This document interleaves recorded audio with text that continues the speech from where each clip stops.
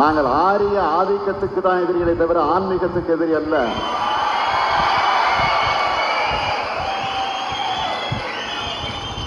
மக்கள் வணக்கம். முதல்வர் ஸ்டாலின் இப்படி பேசி உடனே விசிலடித்து சிரிக்கிறீங்களே, என்னைக்காவது ஆரியவன் என்ன திராவிடம் என்ன அப்படின்னு சிந்தித்தது உண்டா? ஆரிகள் என்று இவர்கள் கூறுவது பூநூல் போட்ட சமஸ்கிருதம் பேச பிராமணர்களை பற்றி பேசுகிறார்கள்.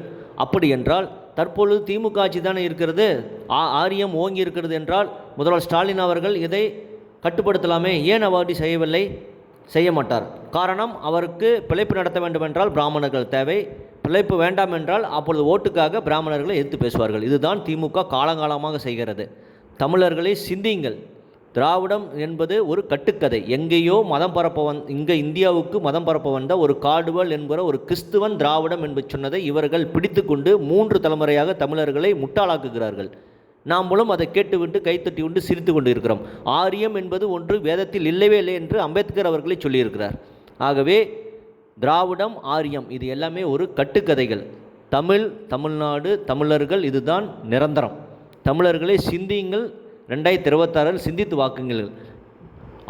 ஆரியம் என்று இவர்கள் சொன்னால் ராகுல் காந்தி அவர்களே நான் பூநூல் போட்ட பிராமணன் என்று சொன்னார். ஏன் ராகுல் காந்தியிடம் ஸ்டாலின் அவர்கள் கேட்கவில்லை, நீ பிராமணன், எனக்கு உன்னுடைய கூட்டணி வேண்டாம் என்று சொல்லவில்லை? காரணம், இப்பொழுது பிழைப்புக்காக அவர்கள் இந்திய கூட்டணி தேவை, ராகுல் காந்தியும் தேவை.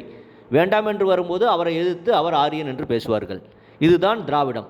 திராவிடம் என்பது திமுக, அதுவும் குறிப்பாக ஒரு திருட்டு கூட்டம்.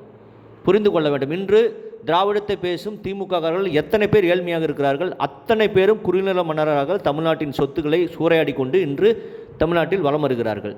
தமிழர்களை சிந்தியுங்கள். சிந்தித்து தயவு செய்து 2026 வாக்களியுங்கள்.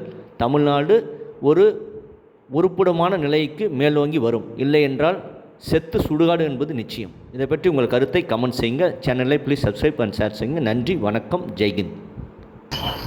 திராவிடனா என்னன்னு ஒன்று கேட்க வச்சிருக்கு பாரு, அதுதான் திராவிடம்.